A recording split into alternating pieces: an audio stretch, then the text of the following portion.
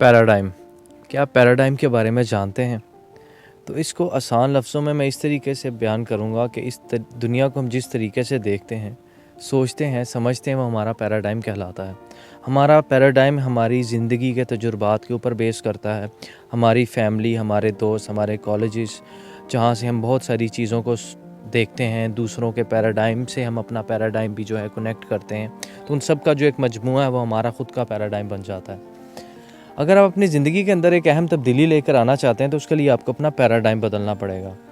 अब paradigm shift है क्या चीज़? तो इसके लिए हम डॉक्टर स्टीवन कोवे की एक बहुत ही खूबसूरत किताब है 7 habits of highly effective people. उसमें वो एक एग्जांपल देते हैं पैराडाइम शिफ्ट की। वो ये है कि वो कहते हैं कि एक दफ़ा मैं न्यूयॉर्क में ट्रेन के अंदर सफ़र कर रहा था और एक स्टेशन के ऊपर ट्रेन रुकी और अचानक एक आदमी और उसके साथ चंद बच्चे थे, वो ट्रेन के अंदर जो हैं वो दाखिल हो गए और बच्चे बहुत ही शरारती थे। जैसे ही वो ट्रेन के अंदर आकर बैठे हैं, उनके वालिद साहब एक साइड पर जाकर बैठ के और बच्चों ने पूरी ट्रेन का माहौल ख़राब कर दिया और सबका जीना हराम कर दिया। वो बहुत शरारतें कर रहे थे, आपस में लड़ रहे थे, शोर मचा रहे थे। तो डॉक्टर स्टीवन कहते हैं कि इस तरह के टाइम पर आम आदमी को जो है यकीनन गुस्सा आता है और वो दिल ही दिल में बुरा भला कहता है। तो डॉक्टर स्टीवन कहते हैं कि जब मेरा गुस्सा या मेरी बर्दाश्त जो है वो ख़त्म होगी तो मैं उठकर उस आदमी के पास गया और मैंने कहा कि तुम अपने बच्चों को समझाते क्यों नहीं हो?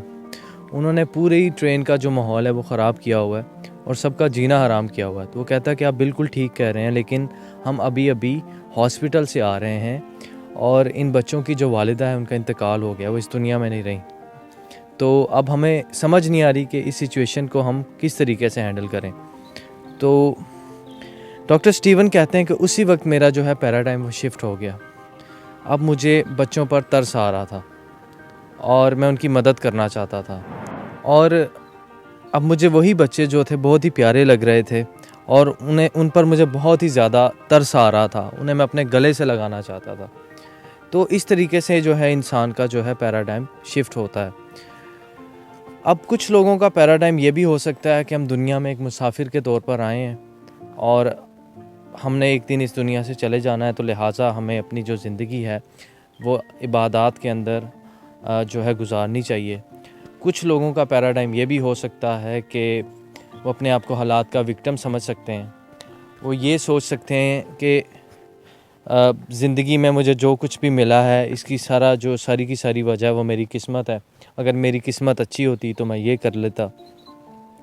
तो ये कहावत है कि जब इंसान इस बात को तस्लीम कर ले, अपने जो हालात व वाक़यात हैं उनका ज़िम्मेदार ख़ुद को समझ ले, तो ये बालिग़ होने की पहली निशानियों में से एक निशानी होती है।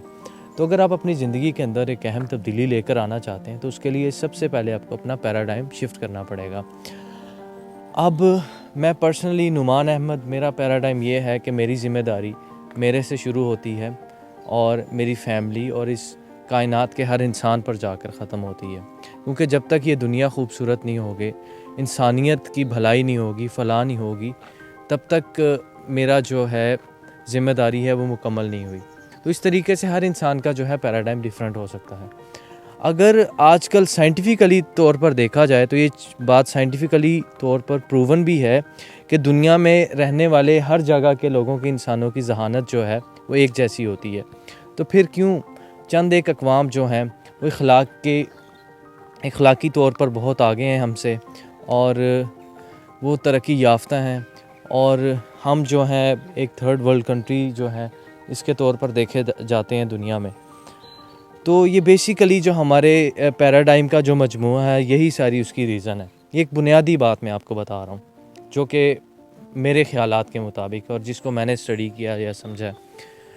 तो अगर आपने अपनी ज़िंदगी के अंदर तब्दीली लेकर आनी है तो सबसे पहले अपने पैराडाइम को शिफ्ट कीजिए, अपने पैराडाइम को समझिए, अपने फ्रेम ऑफ रेफरेंस को समझिए।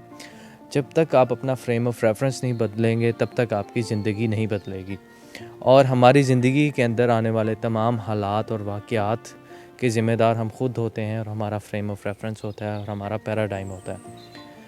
अगर आपको मेरी वीडियो अच्छी लगी है तो प्लीज़ मेरे चैनल को सब्सक्राइब कीजिए, बेल आइकन को भी क्लिक कीजिए और अगर आप इस तरह की मज़ीद वीडियोस देखना चाहते हैं तो प्लीज़ कमेंट सेक्शन में कमेंट भी कीजिए और अपनी कीमती राय से आगाह कीजिए। Thank you so much. Take care, stay safe.